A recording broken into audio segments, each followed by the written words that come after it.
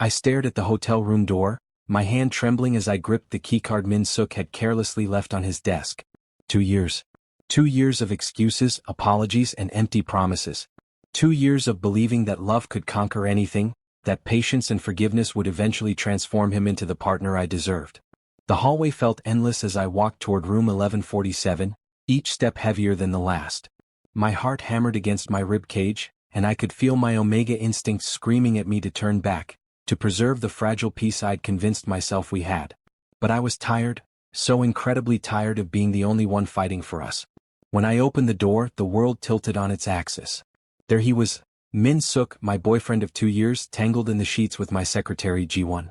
The woman I trusted to manage my schedule, to handle confidential business matters, to be professional. The betrayal cut deeper than any knife could. So June.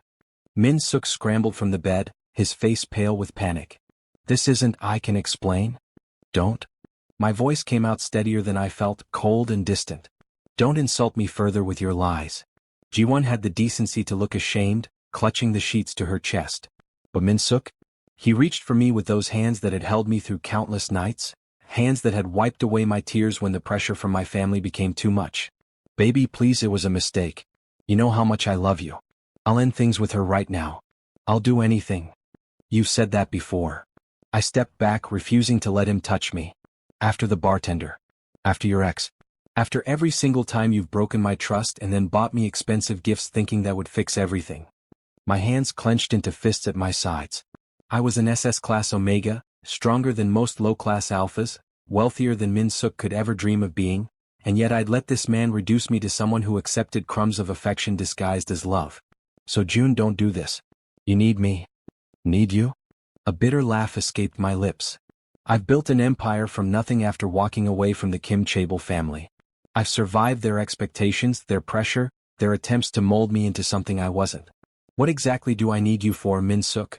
The mental exhaustion? The physical stress of wondering where you are and who you're with? He reached for me again, but I was already turning toward the door. We're done. Move your things out of my penthouse by tomorrow, or I'll have security do it for you. You'll regret this, he shouted as I walked away, his true colors finally showing.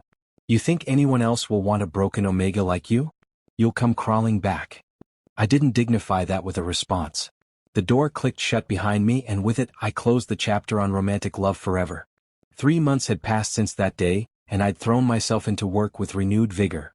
My company, SJ Enterprises, had just closed a deal that would expand our operations throughout Southeast Asia. The financial success should have filled the void in my chest, but instead, it only emphasized how empty my personal life had become. I sat in my home office, the floor-to-ceiling windows offering a breathtaking view of Seoul's skyline. At 32, I had everything money could buy: a penthouse apartment in Gangnam, luxury cars, designer clothes, respect in the business world. Everything except what I truly wanted: a family. My phone buzzed with another message from my mother. They'd been reaching out more frequently lately, my parents and siblings suddenly interested in reconciliation after years of silence. I deleted the message without reading it. The Kim family had made their choice when they demanded I marry a suitable Omega from another Chable family, when they dismissed my dreams and tried to control every aspect of my life. I'd made mine when I walked away at 26 with nothing but my trust fund and determination. But their persistence had planted a seed in my mind. Family. Legacy. Love that wasn't conditional or toxic. I opened my laptop and began researching, my heart racing with a possibility I'd never considered before. IVF. In vitro fertilization. Male Omegas could carry children, and with modern medical technology, I didn't need a partner to become a parent. The idea consumed me for weeks. I could have a baby, someone to love unconditionally, someone who would never manipulate or betray me. I could build the family I'd always dreamed of on my own terms. Dr. Lee's clinic was the most prestigious fertility center in Seoul, known for their discretion and success rates. The building was modern and welcoming, designed to put anxious patients at ease. I'd scheduled a consultation, and as I sat in the waiting room, my hands wouldn't stop trembling. Mr. Kim? A nurse called my name, and I followed her through pristine white hallways to Dr. Lee's office. Dr. Lee was a woman in her 50s with kind eyes and a gentle demeanor. She shook my hand warmly and gestured for me to sit. It's a pleasure to meet you, Mr. Kim. I understand you're interested in our IVF program? Yes. I cleared my throat, trying to project confidence despite my nervousness. I want to have a child. I'm financially stable, emotionally ready, and I've done extensive research on single omega parenthood. She smiled, pulling out a tablet to take notes. That's wonderful. Let me explain the process and what we'll need to determine if you're a suitable candidate. Over the next hour, Dr. Lee walked me through everything: hormone treatments, egg retrieval, genetic screening, and the timeline. She explained that they had a database of alpha sperm donors, all rigorously tested and screened. We currently have a donation from a low-class alpha who needed funds for his family's medical expenses, she said. He's healthy, intelligent, and his genetic profile is excellent. Would you like to review his information? My heart soared. Yes, please. The following weeks were a blur of medical tests, hormone injections, and counseling sessions. Every test came back positive. I was in perfect health, my body ready to carry a child. The psychological evaluation confirmed what I already knew.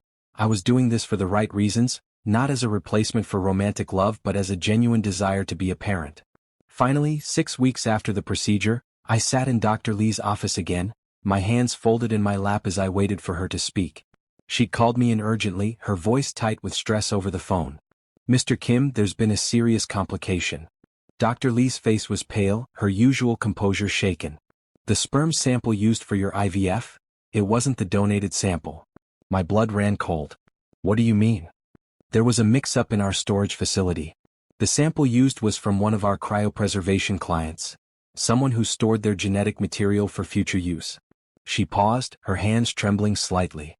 Mr. Kim, the father of your baby is Kang Dong-woo. The name hit me like a physical blow. Everyone in Seoul knew that name.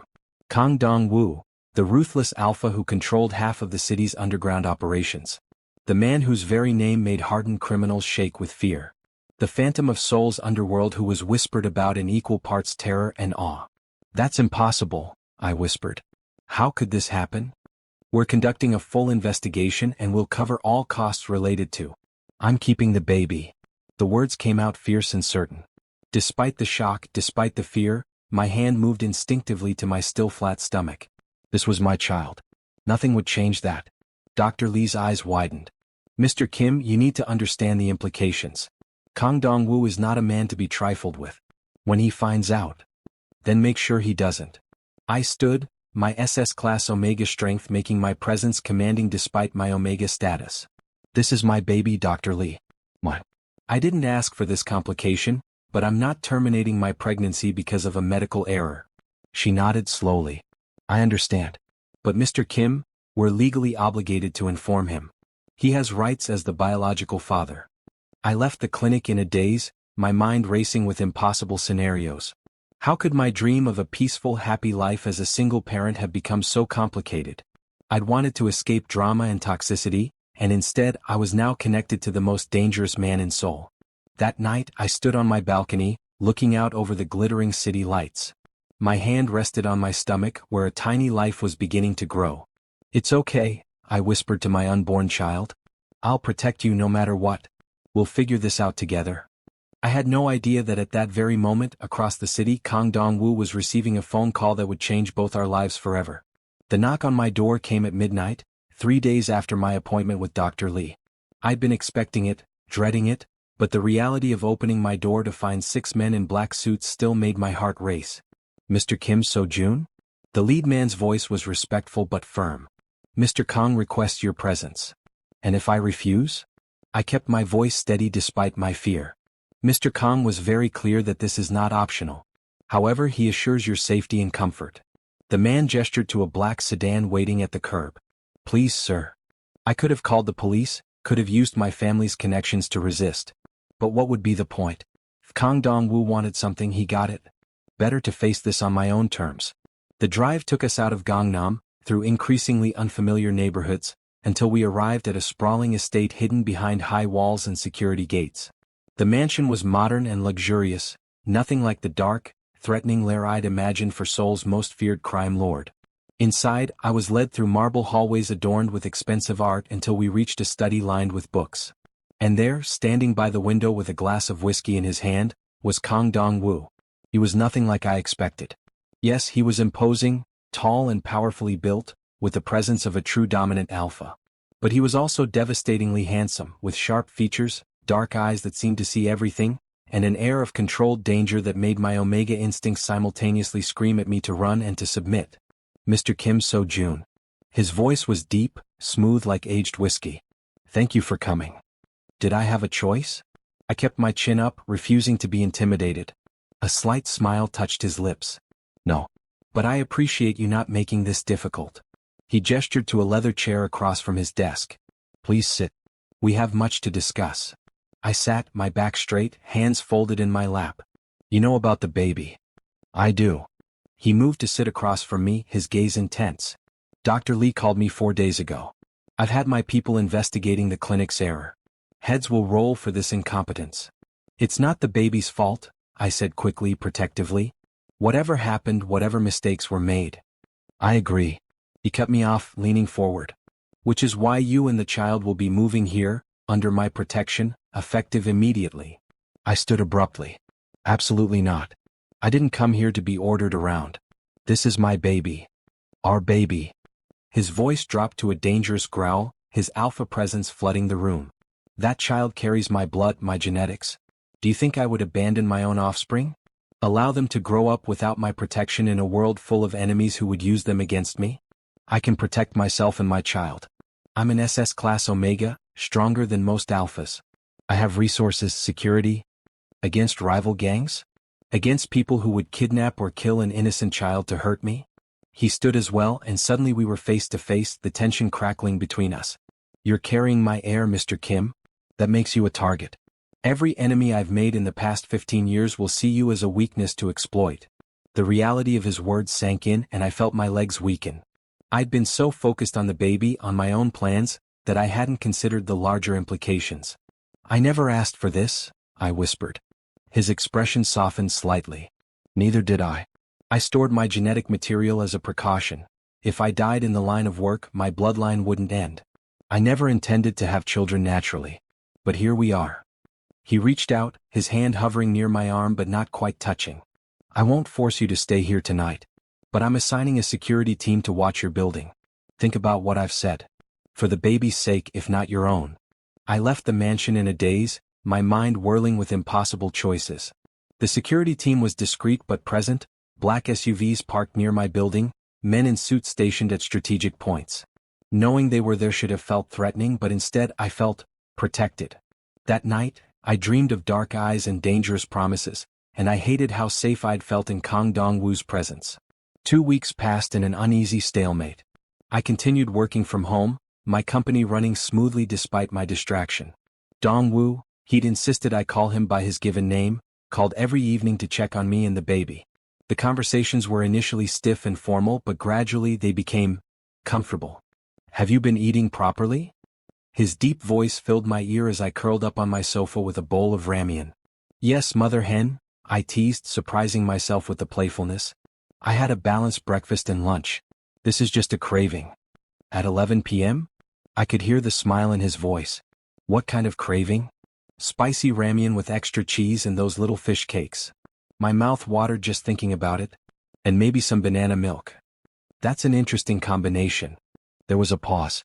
I'm sending someone with proper food. Growing babies need nutrition, not just sodium and processed noodles. Dong-woo. No arguments. And so June? His voice softened. How are you really feeling? Any morning sickness? Fatigue. The concern in his tone made my chest tight. A little nauseous in the mornings. And I'm tired all the time, but Dr. Lee says that's normal for the first trimester. I want to be there for your next appointment. I clutched the phone tighter. What? This doesn't have to be. We don't have to be together for you to be involved with the baby. I know. His response was quiet. But I want to be there anyway. Please, So-jun. Something in his voice made me agree, and 3 days later, we sat together in Dr. Lee's office as she performed an ultrasound. The moment the baby's heartbeat filled the room, a rapid, strong flutter, everything changed. Dong-woo's hand found mine, squeezing gently. When I looked at him, his eyes were suspiciously bright. That's our baby, he whispered, his voice filled with awe. That's really our baby. Dr. Lee smiled at us. Everything looks perfect. The baby is developing right on schedule. Now, Mr. Kim, I need to warn you that Omega pregnancies, especially for SS class carriers, can come with intense hormonal fluctuations.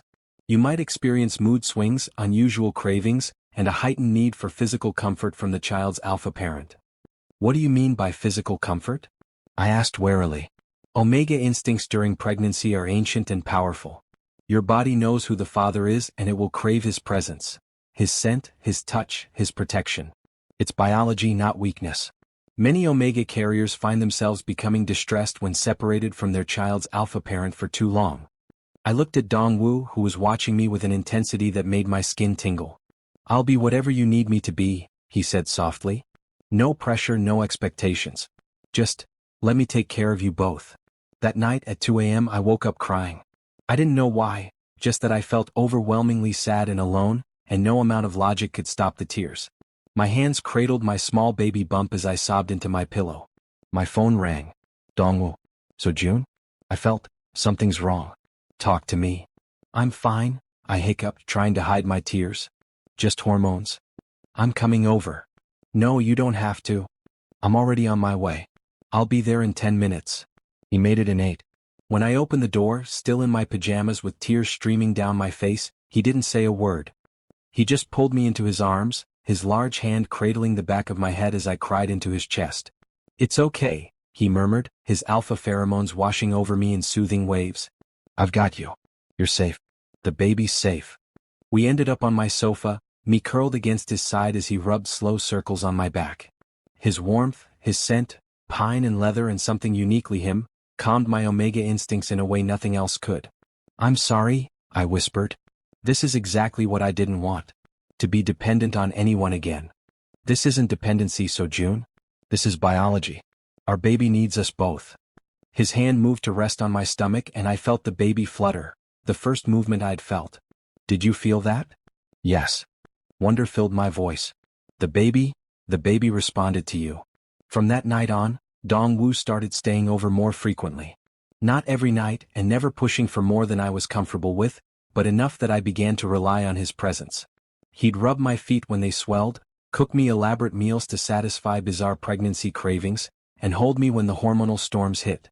One evening as I sat on the floor working on my laptop, my back began to ache terribly. I shifted, trying to find a comfortable position, but nothing helped. What's wrong? Dongwoo looked up from his own work. My back hurts. The baby's getting bigger and, oh. I gasped as the pain intensified. He was beside me in an instant, his hands gently guiding me to lie on my side. Where does it hurt? Lower back, right here? I gestured helplessly. His strong hands began to massage the aching muscles, and I couldn't help the moan of relief that escaped. Is this okay? He asked, his voice slightly rough. More than okay. Don't stop. His hands worked magic, easing the tension and pain. But as he massaged, something shifted in the air between us. His touch became more deliberate, his breathing deeper. When his hand accidentally brushed the side of my breast, we both froze. So June, he whispered, his voice strained. You should know. My alpha instincts around you are becoming harder to control. Every time I'm near you, all I want to do is protect you, provide for you, and... He stopped abruptly. And what? My voice came out breathier than I intended. Claim you. Mark you. Make you mine in every way possible. His honesty was startling. I've never felt this way about anyone. I've had relationships, physical encounters, but nothing that made my alpha scream at me to possess someone completely. Until you. I turned to face him, my heart pounding. I'm scared, I admitted. Min Suk destroyed my faith in romance. What if this is just biology? Hormones and pheromones and nothing real? He cupped my face gently. Then we take it slow. We figure it out together. I'm not asking you to trust me blindly, So June. I'm asking you to give us a chance to see what this could be. The pregnancy progressed, and with it, my resistance to Dongwoo crumbled bit by bit. He moved into my penthouse at 16 weeks, claiming the guest room but spending most nights in my bed, just holding me, nothing more. My body craved his presence so intensely that sleeping without him became nearly impossible. At 20 weeks, we had another ultrasound. Would you like to know the baby's gender? Dr. Lee asked with a smile. I looked at Dongwoo and he squeezed my hand. Together, he said. Whatever you want. Yes, I breathed. Please tell us. Congratulations. You're having a healthy baby boy. A son. We were having a son. Dongwoo's face transformed with joy, and before I knew what was happening, he was kissing me, soft and gentle, but filled with such emotion that tears sprang to my eyes. "Thank you," he whispered against my lips. "Thank you for giving me this gift." That night the baby was particularly active, kicking and rolling. I sat on the couch, my shirt pulled up, watching my belly move with fascination and slight discomfort. "He's really going at it tonight," Dongwoo observed, settling beside me. "Can I?" I guided his hand to where the baby was kicking. His eyes widened with wonder as our son kicked against his palm. "He knows his father," I said softly. "He's always more active when you're around. Smart kid." Dongwoo's other hand came up to cradle my face. "So June, I need to tell you something. These past months with you have been the happiest of my life. I know my world is dangerous and dark, but when I'm with you, everything feels brighter. You and this baby, you're my light." "Dongwoo." "You don't have to say anything back. I just needed you to know." He leaned in, his forehead resting against mine. "I'm falling in love with you, Kim So-jun. Not just because you're carrying my child, but because of who you are, strong, brilliant, kind despite everything you've been through. You're the most beautiful person I've ever met, inside and out." My breath caught. Every rational part of me screamed that this was too fast, too intense. But my heart and my omega instincts sang a different tune. "Kiss me," I whispered. "Really kiss me this time." His lips claimed mine with a hunger that had been building for months. The kiss was deep and consuming, his tongue sliding against mine as his hand tangled in my hair. I moaned into his mouth, my body igniting with desire I hadn't felt since before Min-suk's betrayal. "So June," he groaned, pulling back slightly. "Are you sure? I don't want to pressure you." "I'm sure." I tugged him closer, my hands sliding under his shirt to feel the hard planes of his chest. "I need you, Dongwoo. I've needed you for weeks now." He lifted me effortlessly, carrying me to the bedroom. He laid me down gently on the bed, his eyes dark with desire as he looked down at my pregnant form. "You're so beautiful like this," he murmured, his hands caressing my swollen belly reverently. "Carrying our son. You're everything I never knew I wanted." His lips trailed down my neck, finding that sensitive spot that made me arch against him.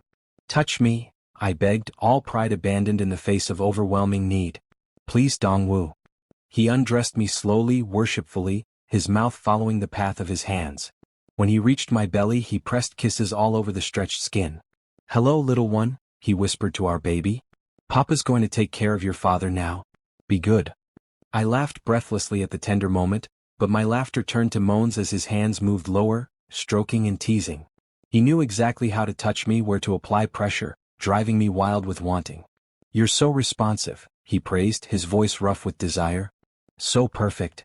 When he finally positioned himself between my legs, I was trembling with anticipation.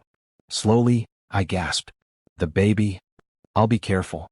I promise." He entered me gradually, his cucumber sliding into my warmth inch by inch. The sensation was intense, overwhelming, perfect. We both groaned as he filled me completely.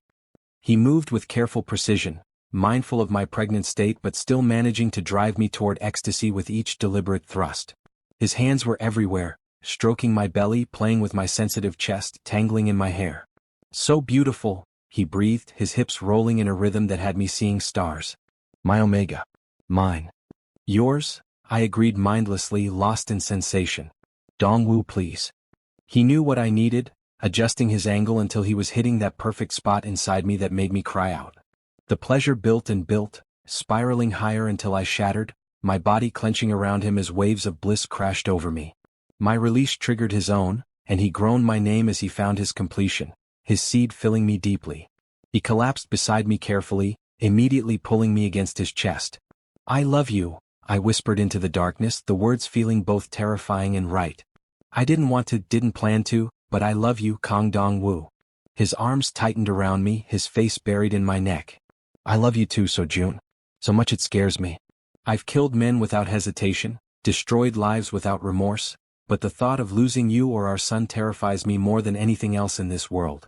We lay tangled together, my hand on my belly where I could feel our son moving, and for the first time since Min-suk's betrayal, I believed in happy endings again. At 28 weeks pregnant, I finally agreed to see my family. My mother had been calling weekly, leaving tearful voicemails begging for a chance to meet her grandchild. Dongwoo had encouraged me to reconcile, reminding me that our son deserved to know his grandparents if they were willing to accept us. The Kim family mansion looked exactly as I remembered, imposing and cold, despite its architectural beauty. Dongwu held my hand as we approached the door, his presence giving me courage. "We can leave whenever you want," he murmured. "Just say the word." The butler opened the door, his eyes widening when he saw me, specifically my very pregnant belly. "Young Master Sojun, please come in. The family is waiting in the main sitting room." My mother burst into tears the moment she saw me. "Sojun. Oh, my baby boy." She rushed forward, her hands hovering near my stomach as if afraid to touch. "You're really pregnant. My grandchild." "Hello, mother." I kept my voice neutral, years of hurt not so easily forgotten. My father stood more formally, but I could see emotion in his eyes. "Son, thank you for coming." His gaze moved to Dongwu, and I watched recognition and fear flash across his face. "Mr. Kong. This is unexpected." Dongwu's arm wrapped protectively around my waist. "Mr. Kim. Mrs. Kim. I'm here as Sojun's partner and the father of his child. I hope that won't be a problem." My younger sister, Jihai, gaped at us. "You're with Kong Dongwu? The Kong Dongwu? Sojun, are you insane?" "Jihai." My mother scolded. "That's enough." We sat in the formal sitting room, tension thick in the air. My mother couldn't stop staring at my belly, her hands clasped together as if physically restraining herself from touching. "We owe you an apology," my father began stiffly. "We were wrong to pressure you to try to control your life. We thought we knew what was best, but we only succeeded in driving you away. You wanted me to be someone I wasn't," I said quietly. "You tried to force me into a marriage for business purposes, to live a life that would have made me miserable. You didn't care about my happiness." "We cared," my mother protested, tears streaming down her face. We didn't show it the right way. We were so focused on tradition, on appearances, that we forgot what truly mattered, your happiness. And now you're starting a family and we've missed so much." She looked at Dongwu uncertainly. "Mr. Kong, I don't know you, but I can see how you look at my son. Please, will you let us be part of this baby's life?" Dongwu looked at me, leaving the decision in my hands. I thought about our son growing up without extended family, about the loneliness I'd felt these past years. "On my terms," I said firmly. "I'm not moving back home. I'm not joining the family business. I'm not going to pretend the past didn't happen. But our son deserves grandparents. If you can accept me as I am, accept my choices, then yes. You can be part of his life." My mother was hugging me before I could blink, sobbing into my shoulder. "Thank you. Thank you, Sojun. I promise we'll do better. We'll be better." The visit was exhausting but healing in ways I hadn't expected. As we drove back to the penthouse, Dongwu's hand rested on my thigh, his thumb drawing soothing circles.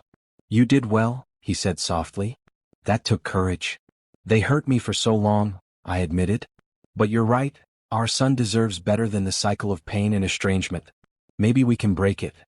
"We will." His certainty warmed me. "Our family will be built on love, not obligation."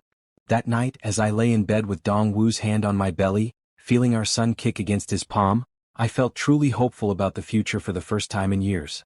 At 32 weeks, my pregnancy cravings reached absurd levels. I'd wake Dongwu at 3 a.m. demanding the most random food combinations, and he'd indulge every single request without complaint. "So June, are you sure you want pickles with chocolate ice cream?" He stood in our kitchen, looking skeptically at the concoction he was preparing. "Yes. The baby wants it." I sat at the counter, my belly so large now that simple tasks had become challenging. "And some of those spicy rice cakes from that street vendor in Hongdae. The one that's 40 minutes away?" He raised an eyebrow but was already grabbing his keys. "Anything else while I'm risking my life in traffic?" "You're making fun of me." I pouted, hormones making me more emotional than usual. He was beside me in an instant, tilting my chin up to kiss me softly. "I'm not making fun. I think it's adorable. I'd drive to Busan and back if it made you and our son happy." His hand rubbed my belly lovingly. "Besides, he's going to be here soon. Let me spoil you both while I can." Tears sprang to my eyes. "I love you so much. How did I get so lucky? I'm the lucky one, my omega." He kissed away my tears. "Now, let me go get those rice cakes before you cry harder and I can't leave." While he was gone, I felt the baby shift, and suddenly there was intense pressure on my bladder. I waddled to the bathroom, catching sight of myself in the mirror. My belly was enormous, my body changed in ways I'd never imagined. I looked tired and swollen and nothing like the polished businessman I'd once been. And yet, I'd never felt more beautiful because Dongwoo looked at me like I was the most precious thing in the world. He returned an hour later with not just the rice cakes but an entire feast from various restaurants. I got extra, he said sheepishly. I wasn't sure what else you might want. We sat on the floor of our living room, easier than trying to get me comfortable on the sofa, and shared the food. Dongwoo hand-fed me bites of this and that, making sure I ate properly and not just the weird combinations. I need to tell you something, he said suddenly, his expression serious. About my business. I stiffened slightly. We'd avoided talking in detail about his criminal empire, maintaining a comfortable ignorance. Okay. I'm getting out. His words shocked me. Not immediately, it's not that simple. But I've been planning my exit for months now. Transitioning to legitimate businesses, setting up my lieutenants to take over the illegal operations. I want our son to grow up with a father who doesn't constantly risk his life, who doesn't have blood on his hands. Dongwoo. I've been a criminal for 15 years, so June. I've done terrible things, hurt people, destroyed lives. I can't undo any of that. But I can choose differently for the future. For you and our son. He took my hand, his expression vulnerable in a way I'd rarely seen. I want to be a father he can be proud of. I want to be a man you can be proud of. I cupped his face in my hands, tears streaming down my cheeks. I'm already proud of you. The man you've been to me these past months, caring, gentle, protective, loving, that's who you really are beneath everything else. Our son will know that man. He'll grow up surrounded by love. Promise me something, he whispered. If anything happens to me during the transition, if my enemies come for me, don't. I pressed my fingers to his lips. Don't talk like that. You're going to be fine. We're going to be fine. All three of us. He pulled me into his arms as carefully as my belly allowed, and we sat there on the floor, holding each other and dreaming of the future. Labor started at 2 in the morning on a Tuesday, 3 weeks before my due date. I woke to a sharp pain in my lower back and the wet sensation of my water breaking. Dongwoo. I shook him awake urgently. Dongwoo, it's time. He was alert instantly, moving with military precision. Okay. Deep breaths. I've got the hospital bag ready, the car is in the garage, your doctor is on call. Another contraction hit and I cried out, gripping his arm. Call Dr. Lee. Now. The drive to the hospital was the longest 20 minutes of my life. Dongwoo held my hand, murmuring words of encouragement while simultaneously coordinating with the hospital and his security team. By the time we arrived, a private suite was ready, and Dr. Lee was waiting. You're doing great, So June, she said after examining me. You're at 6 centimeters already. This baby is eager to meet his parents. The hours that followed were a blur of pain, exhaustion, and Dongwoo's constant presence. He never left my side, letting me squeeze his hand during contractions, wiping sweat from my forehead, telling me how strong I was, how much he loved me. I can't do this, I gasped during a particularly brutal contraction. It hurts too much. Yes, you can. Dongwoo's voice was firm but loving. You're the strongest person I know, So June. You survived your family's pressure, built an empire from nothing, and you're about to bring our son into this world. You can do anything. When it was finally time to push, I was exhausted beyond measure. But feeling Dongwoo's hand in mine, hearing his encouragement, I found strength I didn't know I possessed. One more push, Dr. Lee urged. Come on, So June. Your baby is almost here. With a final desperate push, our son entered the world, his cries filling the room with the most beautiful sound I'd ever heard. He's perfect, Dr. Lee announced, placing him on my chest. Congratulations, Papas. I looked down at the tiny red-faced baby in my arms, and my heart exploded with love. He was perfect, absolutely perfect. 10 tiny fingers, 10 tiny toes, a shock of dark hair and his father's nose. Hello, baby, I whispered through tears. I'm your papa. We've been waiting so long to meet you. Dongwoo was crying too, his large hand gently stroking our son's tiny head. He's incredible. So June, you're incredible. Thank you for this. Thank you for giving me a family. We decided to name him Kang Min-ho, Min for brightness and Ho for goodness. A name full of hope for a better, brighter future. The first weeks with Min-ho were exhausting and magical in equal measure. Dongwoo proved to be a natural father, changing diapers without complaint, walking the floors during late-night fussy periods, and looking at our son with such adoration it made my heart ache. My family visited frequently, my mother completely besotted with her grandson. Even my father, always so formal and distant, melted when holding Min-ho. Watching them shower our son with love helped heal wounds I'd thought would never close. 3 months after Minho's birth, Dongwoo officially announced his retirement from criminal activities. The transition had been dangerous, 2 attempts on his life, countless negotiations with rivals, but he'd survived. He now ran a legitimate security consulting firm, using his expertise for legal purposes. "No more looking over my shoulder," he said one evening as we sat together, Minho asleep between us. "No more wondering if today's the day someone finally succeeds in killing me. I'm done with that life." "I'm so proud of you," I murmured, leaning against his shoulder. "I know that wasn't easy. Nothing worthwhile ever is." He kissed the top of my head. "But this, you Minho, this family we've built, it's worth every sacrifice." Minho stirred, his tiny hand reaching out. Dongwoo immediately offered his finger and our son gripped it tightly. "He's so strong," Dongwoo marveled. "Just like his papa." "He has your stubbornness," I countered with a smile. "And your protective instincts." The other day at the park, he cried when another baby got too close to me. "That's my boy." Dongwoo grinned proudly. Already knows his papa is the most precious thing in the world. Later that night, after Minho was asleep in his nursery and we lay tangled in our bed, Dongwoo pulled a small box from his nightstand. "I've been waiting for the right moment," he said, his voice slightly nervous. "I know we did everything backward, baby first, living together, falling in love. But I want to do this part right." He opened the box to reveal a stunning ring, a simple platinum band with a single diamond. "Kim So-jun, you changed my life the moment I learned about our son. You've given me purpose, love, and a family I never thought I deserved. Will you marry me? Will you let me spend the rest of my life proving that I'm worthy of you?" More tears. I'd been crying so much since the pregnancy, my emotions always close to the surface. "Yes," I whispered. "Yes, Kang Dongwoo. I'll marry you." He slipped the ring on my finger, then kissed me with a passion that reminded me why we'd fallen so hard and fast. His hands roamed my body, relearning curves that had changed with pregnancy and were slowly returning to their original shape. "I love every version of you," he murmured against my skin. "Pregnant with our son, exhausted new parent, powerful businessman. All of you, So-jun." We made love slowly, tenderly, celebrating our engagement and the beautiful life we'd built from chaos and unexpected circumstances. His cucumber filled me perfectly, each thrust deliberate and loving. We moved together in perfect synchronization, our bodies knowing each other intimately after months of passion. When we reached our peak together, crying out in shared ecstasy, I knew with absolute certainty that this was my happy ending. Not perfect, nothing ever was, but real, messy, beautiful, and ours. I stood in the garden of our new home, a sprawling estate outside Seoul where Minho would have room to play safely, watching my son take his first wobbly steps toward his father.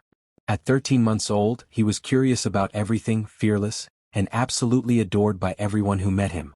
"Come to Papa." Dongwoo encouraged, his arms spread wide. "You can do it, Minho." Our son took 3 shaky steps before tumbling into Dongwoo's waiting arms, giggling with delight. My heart swelled watching them together. Who would have thought that a medical error would lead to this, to everything I'd ever wanted? My mother approached, linking her arm through mine. "You look happy, So-jun, truly happy." "I am." I smiled at her. I never thought I'd say that after Min-suk, after everything with the family, but I am. "You deserve it." She squeezed my arm. "And Dongwoo is a good man. Rough around the edges perhaps, but the way he looks at you and Minho, that's real love." "It is." I watched as Dongwoo lifted our son above his head, making airplane noises while Minho squealed with joy. "He's everything I never knew I needed." That evening, after our families had left and Minho was asleep, Dongwoo and I sat on our bedroom balcony, looking out over the gardens. "Happy?" he asked, pulling me against his side. "Incredibly." I tilted my head up to kiss him. "Thank you for not giving up on me when I was scared. For being patient while I learned to trust again. Thank you for taking a chance on a dangerous criminal with a dark past." He grinned. "For seeing past the reputation to the man underneath." "I love the man underneath." I settled more comfortably against him. "And I love the life we've built. It's not what I planned, it's better." "Better than your original plan of single parenthood through IVF?" he teased. "So much better." I laughed. Though I still think fate has a twisted sense of humor. Of all the sperm in that clinic, mine got mixed up with Seoul's most feared crime lord. "Former crime lord," he corrected. "I'm a respectable businessman now. You'll never be respectable." I poked his chest playfully. "But you're mine and that's all that matters." He caught my hand, bringing it to his lips. Yours, he agreed. Forever and always, my beautiful Omega. You and Minho are my entire world. We sat there under the stars, planning our wedding that would take place in 2 months, talking about maybe giving Minho a sibling in a year or two, dreaming about the future. My phone buzzed with a message from my company's CFO about a major deal we'd just closed, and Dongwoo showed me photos his mother had sent of the sweater she was knitting for Minho. Life was beautifully ordinary and extraordinarily special all at once. I'd run from my family seeking peace, built an empire seeking purpose, tried for a baby seeking love. Instead, I'd found a family that accepted me, a partner who cherished me, and a son who completed me. As Dongwoo pulled me closer, his lips finding mine in a kiss that promised forever, I thought about how wrong I'd been to give up on love after Min-suk. Real love wasn't manipulation and conditional affection. Real love was this: compromise and patience, passion and partnership, challenge and growth. I love you, I whispered against his lips. I love you more, he murmured back. My Omega. My Sojun. My everything. And in that moment, with the sounds of our sleeping son drifting from the baby monitor and the warmth of my alpha's arms around me, I knew that this was my true happy ending. Not perfect, not easy, but real and beautiful in ours. Our family, built on an unexpected twist of fate, strengthened by love, and destined for a future brighter than anything I'd ever imagined. The wedding was set for spring when the cherry blossoms would be in full bloom. But tonight, after putting Minho to bed and watching him sleep peacefully in his nursery, Dongwoo led me back to our bedroom with an intensity in his eyes that made my heart race.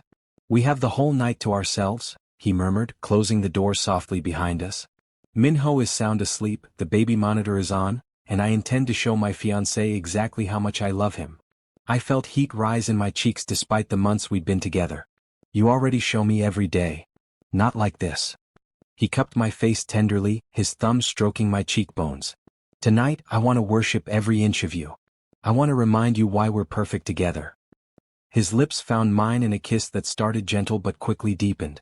His tongue swept into my mouth, tasting and claiming, while his hands slid down to my waist, pulling me flush against him. I could feel his desire pressing against me, and my body responded instantly, my own arousal building. You're so beautiful, he breathed against my neck, trailing kisses along my jaw. Every time I look at you, I fall in love all over again. His hands moved to the buttons of my shirt, undoing them with practiced ease. Each newly exposed piece of skin received attention from his lips. A kiss on my collarbone, a gentle bite on my shoulder, his tongue tracing patterns across my chest. When my shirt fell to the floor, he stepped back to admire me, his eyes dark with want. Perfect, he declared. Absolutely perfect. Your turn, I said, my voice husky with need. I reached for his shirt, but my hands were trembling slightly. He helped me, pulling his shirt over his head to reveal the muscled planes of his chest and abdomen. I placed my palms flat against his warm skin, feeling his heart beating rapidly beneath my touch. You do this to me, he said softly. Just your touch and I lose all control. We moved to the bed, shedding the rest of our clothes along the way. When we were finally bare before each other, Dongwoo laid me down gently, his body covering mine with careful precision. I need you, I whispered, my hands sliding down his back. Please, Dongwoo. I've got you, my love. His hand moved between us, touching me intimately, preparing me with patient, skilled movements. His fingers worked magic, stretching and readying me while his mouth captured mine in deep kisses that stole my breath. When he finally positioned himself at my entrance, we both paused, our eyes locked. I love you, Kim So-jun, he said solemnly. Today, tomorrow, and forever. I love you too, I replied, pulling him closer. Always. He entered me slowly, his cucumber sliding into my welcoming warmth inch by careful inch. The sensation was overwhelming, the stretch, the fullness, the intimate connection. We both groaned as he seated himself fully inside me. Okay? He asked, his voice strained with the effort of holding still. More than okay. Perfect. I lifted my hips slightly, encouraging him to move. Please. He began to move then, setting a rhythm that was both tender and passionate. Each thrust was deliberate, angled to bring maximum pleasure, his cucumber stroking deep inside me. His hands roamed my body, caressing my chest, gripping my hips, tangling in my hair. You feel incredible, he groaned, his pace increasing slightly. So warm, so perfect. Like you were made for me. I gasped, wrapping my legs around his waist to pull him deeper. We were made for each other. Our bodies moved together in perfect harmony, A dance we'd practiced many times but that never lost its magic. The pleasure built steadily, waves of sensation washing over me with each movement. His cucumber filled me completely, hitting that perfect spot inside that made stars burst behind my eyelids. "Touch yourself," he commanded gently. "I want to feel you come apart around me." I obeyed, my hand moving between us to stroke myself in time with his thrusts. The dual sensations. His cucumber driving into me from one angle, my hand working from another, pushed me rapidly toward the edge. "That's it, my Omega," he encouraged, his voice rough with his own approaching release. "So beautiful like this. So perfect. Mine." "Yours?" I agreed breathlessly. "Always yours, Dong-woo." The pleasure spiraled higher and higher until I couldn't hold back anymore. My release crashed over me in powerful waves, my body clenching around him as I cried out his name. The sensation of my completion triggered his own, and he buried himself deep, groaning as he found his release, filling me with his warmth. We stayed connected for a long moment, both breathing heavily, our hearts racing in sync. Finally, he carefully withdrew and rolled to his side, immediately pulling me against his chest.